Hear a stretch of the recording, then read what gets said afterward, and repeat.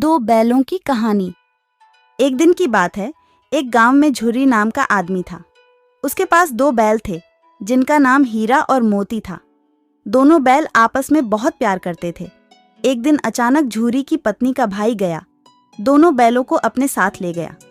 दोनों बैल इस बात से हैरान थे कि उन्हें गया के हवाले क्यों किया गया है।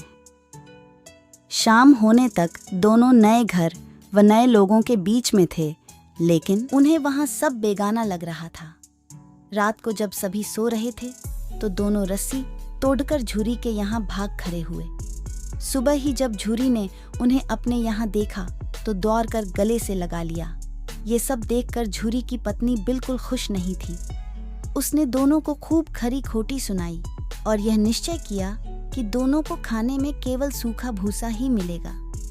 अगले दिन फिर आकर दोनों बैलों को अपने साथ ले गया पिछले कल की घटना से बेहद क्रोधित था, इसलिए उसने वहां भी दोनों को खाने के लिए सूखा भूसा ही दिया। किसी तरह रात कटी और सुबह दोनों को हल जोतने के लिए खेतों में ले जाया गया। हालांकि दोनों ने जैसे एक कदम भी न उठाने की कसम खा रखी थी। दोनों की खूब पिटाई हुई। रात को खाने में फिर भूसा मिला। दोनों निराश खड़े थे कि तभी वहां एक छोटी सी लड़की आई और दोनों को एक एक रोटी खिलाकर चली गई। एक एक रोटी से दोनों का पेट तो नहीं भरा, लेकिन उनके दिल को सुकून जरूर मिल गया था। पता चला कि उस लड़की की सगी माँ के मरने के बाद वह सौतेली माँ के पास रहती थी। उसकी सौतेली माँ उसे मारती रहती थी। शायद यही वजह थी कि उसे बैलों के लिए अपनापन था। दोनों उस छोटी लड़की के बारे में सोचकर चुपचाप अपना समय बिताने लगे। एक रात दोनों ने सलाह करी कि वे दोनों गले में बंधी रस्सी को चबा चबा कर तोड़ देंगे और वहां से भाग जाएंगे। उसी रात जब वे रस्सी को तोड़ने की कोशिश कर रहे थे तो वहीं छोटी लड़की वहां आई और उसने दोनों को रस्सी से आजाद कर दिया। दोनों ने छोटी लड़की से विदा ली और दौड़ने लगे। इतने में गया को इसकी खबर लगी और वह अपने आदमियों के साथ उन दोनों के पीछे दौड़ पड़ा। हीरा और मोती इतना तेज भागे कि उन्हें अपने घर का रास्ता भी याद न रहा। वे रास्ता भटक गए थे। दोनों को भागते भागते भूख भी लग पड़ी थी। रास्ते में मटर का एक खेत था। दोनों ने वहां जाकर जमकर मटर खाए। अभी दोनों खेत में चर ही रहे थे कि वहां एक सांड आ धमका। दोनों ने हिम्मत दिखाकर उसे वहां से खदेड़ दिया। इतने में मटर के खेत के सेवक हाथों में डंडा लिए आ पहुंचे। हीरा के पास भागने का मौका था, लेकिन जब उसने देखा कि सेवकों ने मोती को पकड़ लिया है तो वह लौट गया। दोनों बैलों को मवेशी खाना में बंद कर दिया गया। उस मवेशी खाने में बहुत से जानवर कैद थे। वहां कई बकरियां, घोड़े, भैंसे, गधे बंधे थे, लेकिन किसी को भी खाने को कुछ नहीं दिया जाता था। इस वजह से सभी जानवर कमजोरी के कारण जमीन पर बेजान पड़े हुए थे। जब पूरा दिन बीत जाने पर भी खाने को कुछ न मिला तो हीरा के सब्र का बांध टूट गया। उसने 12 की कच्ची दीवार पर जोर से अपने सींग गाड़ दिए। इससे मिट्टी का एक टुकड़ा निकल आया। ये देखकर हीरा को हिम्मत मिली और वह दौड़ दौड़ कर अपने सींगों से दीवार की मिट्टी गिराने लगा। तभी मवेशी खाने का चौकीदार हाथ में लालटेन लिए जानवरों की हाजिरी लगाने आ पहुंचा। हीरा की करतूत देखकर उसने उसकी डंडे से पिटाई शुरू कर दी और उसे मोटी रस्सी से बांधकर वहां से चला गया। हीरा ने मोती से कहा, आज अगर यह दीवार गिर जाती तो यहाँ बंधे हुए कितने ही जानवर आजाद हो पाते। यदि ये तो दिन और यहाँ रुके तो कमजोरी से इनका मरना निश्चित है। यह सुनकर मोती बोला, अगर ऐसी बात है तो मैं भी जोर लगाता हूँ।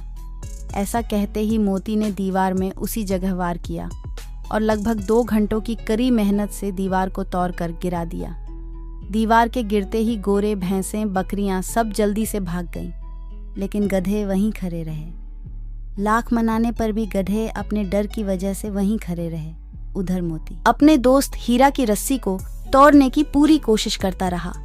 अब जब सुबह होने वाली थी तो हीरा ने मोती से कहा, दोस्त, मुझे नहीं लगता कि आज यह रस्सी टूटेगी। तुम यहाँ से भाग जाओ, वरना सबको पता चल जाएगा कि यह सब तुमने ही किया है। मुझे यहीं छोड़कर तुम चले जाओ। ये सुनकर मोती की आंखों में आंसू आ गए। वह हीरा से बोला, मित्र, मैं इतना स्वार्थी नहीं हूँ कि मुश्किल के इस समय में तुम्हें छोड़ कर चला जाऊं। मैं मरते दम तक तुम्हारे साथ ही रहूंगा। मुझे हर अपराध की सजा स्वीकार है। कम से कम इन जानवरों की जान बचाने का आशीर्वाद तो मिलेगा। इतना कहकर मोती ने गधों को सींग मारकर बारे से भगा दिया और स्वयं हीरा के पास आकर सो गया। सुबह होते ही चौकीदार, मुंशी व अन्य सेवकों को जब इसकी भनक लगी तो मोती की खूब मरम्मत हुई और उसे भी मोटी रस्सी से बांध दिया गया। लगभग 1 हफ्ते तक दोनों वहीं बंधे रहे, लेकिन उन्हें खाने को कुछ नसीब नहीं हुआ। उन्हें केवल पानी ही पिलाया जाता। दोनों की हड्डियां निकल आई थीं। एक दिन बारे के सामने उनकी नीलामी शुरू हुई, लेकिन वो दोनों इतने कमजोर थे कि उन्हें खरीदने के लिए कोई तैयार नहीं था। तभी एक आदमी सामने आया और दोनों बैलों को टटोलने लगा। मुंशी से कुछ मोल भाव करने के बाद वह उन दोनों को लेकर चल पड़ा। दोनों बैलों की नीलामी हो चुकी थी। हीरा और मोती दोनों डरे हुए थे।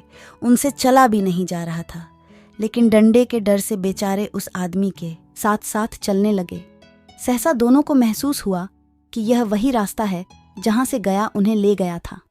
वही खेत, वही रास्ता और वही कुआं तो है जहां पर वे हल जोतने आया करते थे। अब उनकी सारी थकान दूर होने लगी और वह दोनों तेज तेज चलने लगे। जैसे ही उन्हें अपना घर और अपने बांधे जाने की जगह दिखाई दी, दोनों भागकर उस ओर चल दिए।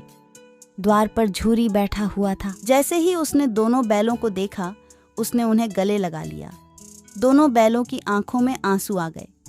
तभी वह आदमी वहां बैलों के पीछे पीछे पहुंच गया और उसने दोनों बैलों की रस्सियां पकड़ ली। झूरी बोला, ये मेरे बैल हैं। आदमी ने कहा, मैंने इन्हें मवेशी खाने की नीलामी से खरीदा है। झूरी तपाक से बोला, मेरे बैलों को बेचने का हक किसी को नहीं है। अगर मैं इन्हें बेचूंगा तभी ये बिकेंगे। आदमी ने जवाब दिया, मैं थाने में जाकर रपट दर्ज करवाता हूँ। झूरी बोला, ये मेरे बैल हैं। इसका सबसे बड़ा सबूत यह है कि यह मेरे द्वार में खड़े हैं। फिर उस आदमी ने आव देखा, न ताव और बैलों को अपनी ओर खींचने लगा। तब दोनों बैलों ने भी उसे अपने सींगों से खदेड़ दिया और गांव से दूर भगा दिया। इतनी देर में दोनों बैलों के लिए भूसा, दाना और चारा भर दिया गया। हीरा और मोती दोनों मिलकर चारा खाने लगे। झूरी साथ में खड़ा उन्हें सहला रहा था। तभी झूरी की पत्नी भी अंदर से आई और उसने दोनों बैलों के माथे चूम लिए और खूब प्यार दिया। कहानी से सीख। इस कहानी से हमें 2 बातें सीखने को मिलती है। पहली यह कि हमें अपनी स्वाधीनता के लिए अपने अंतिम समय तक संघर्ष करते रहना चाहिए।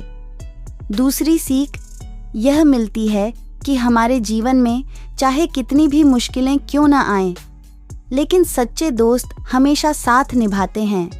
कहानी समाप्त।